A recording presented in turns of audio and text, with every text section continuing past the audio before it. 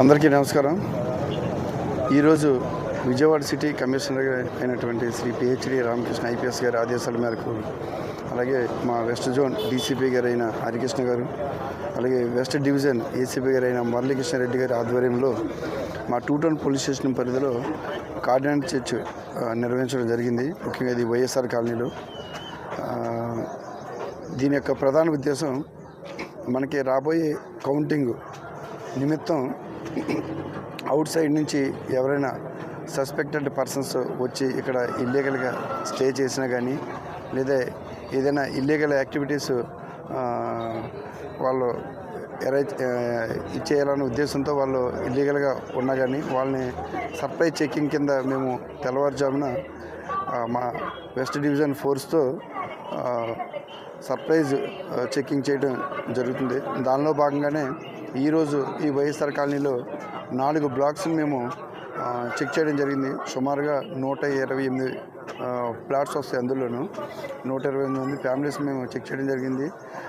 అందులో 5 suspected persons, previous estates ఉన్న వాళ్ళని మేము వాళ్ళని పికప్ చేయడం. ఇదే క్రమంలో వెహికల్ చెక్కింగ్ కూడా ఇక్కడ కండక్ట్ చేయడం జరిగింది.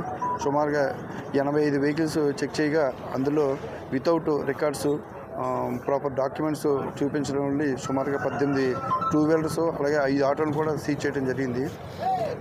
మీ ద్వారా, ముఖ్యంగా మీడియా వారి ద్వారా తెలియజేసేది ఏమనగా, రాబోయే కౌంటింగ్ నిమిత్తం ప్రజలందరికీ కూడా మా వెస్ట్ డివిజన్ పోలీసు వారి తరపున విజ్ఞప్తి, ఎట్టి పరిస్థితుల్లో కౌంటింగ్ రోజుని ఎటువంటి ర్యాలీలకు కానీ ఊరేగింపులకు కానీ పర్మిషన్ లేదు.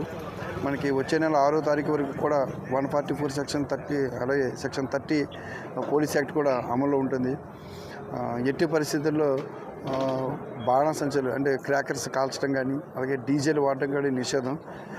ఇప్పటికే మేము వాళ్ళందరినీ కూడా మీటింగ్ కండక్ట్ చేయటం, నోటీసులు సర్వ్ చేయడం కూడా జరిగింది. ముఖ్యంగా ఏవైతే ఈ లాడ్జెస్ ఉన్నాయో, ఆ రోజు కౌంటింగ్ రోజుని లాడ్జ్లో రూములు తీసుకుని ఒక రకమైన బెట్టింగ్లు కాస్తూ కానీ ఈ టైప్ ఆఫ్ ఉంటే కనుక ఎట్టి పరిస్థితుల్లో వాళ్ళ మీద కఠిన చర్యలు తీసుకోవడం జరుగుతుంది. పోలింగ్ తేదీని పోలింగ్ రోజున ఏ విధంగా అయితే ప్రజలందరూ మాకు సహకరించారో, అలాగే కౌంటింగ్ తేదీని కూడా అందరూ సహకరించవలసిందిగా మా వెస్ట్ డివిజన్ పోలీస్ తరఫున మేము విజ్ఞప్తి చేసుకుంటున్నాం. Thank you. లాడ్జ్ యజమానికి కూడా మేము ఆల్రెడీ మీటింగ్లు పెట్టడం జరిగిందండి. అలాగే నోటీసులు కూడా సర్వ్ చేయడం జరిగింది. వాళ్ళు కౌంటింగ్ ముందు రోజు, అలాగే కౌంటింగ్ డే రోజుని, తర్వాత రోజుని కూడా ఆ 3 రోజులు ఎవరికైనా రూమ్ ఇచ్చేటప్పుడు మాకు ఇన్ఫామ్ చేసి ఇమ్మని చెప్పడం జరిగింది. At the same time petrol బంకులు కూడా మేము లూజు పెట్రోల్ కూడా ఎవరికి కొట్టద్దని చెప్పి ఆ పెట్రోల్ బంకులకి మీటింగ్ పెట్టడం, వాళ్ళకి కూడా నోటీసు సర్వ్ చేయడం జరిగింది.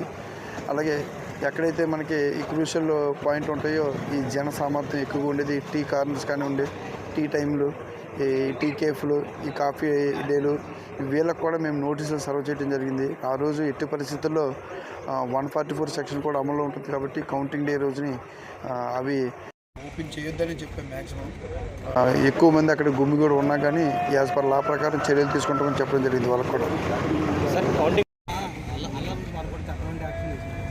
ఎంతమంది బందోబస్తు కూడా వేశారు సార్ కౌంటింగ్ రోజున? ఆల్రెడీ మా వెస్ట్ డివిజన్ పరిధిలో ఉన్నటువంటి ఇబ్రహీంపట్నం పోలీస్ స్టేషన్ పరిధిలోనే మనకి ఎన్టీఆర్ డిస్టిక్లో ఉన్నటువంటి 7 అసెంబ్లీ నియోజకవర్గాల్లో అక్కడే కౌంటింగ్, స్ట్రాంగ్ రూమ్ బందోబస్తు కూడా ప్రాపర్గా అక్కడ వేయడం జరిగింది. అట్ ద సేమ్ టైం మా టూ టౌన్ పోలీస్ స్టేషన్ పరిధిలో కూడా 64 మంది సిబ్బందితో ఆ రోజు రూట్ మొబైల్ కానివ్వండి, స్ట్రైకింగ్ ఫోర్స్ కానివ్వండి, స్పెషల్ స్ట్రైకింగ్ ఫోర్స్ కానివ్వండి, అలాగే కంటెస్టెడ్ క్యాండిడేట్ ఇంటి దగ్గర, పార్టీ ఆఫీస్ దగ్గర కూడా ప్రాపర్గా వికెట్ వేసుకోవడం జరిగింది.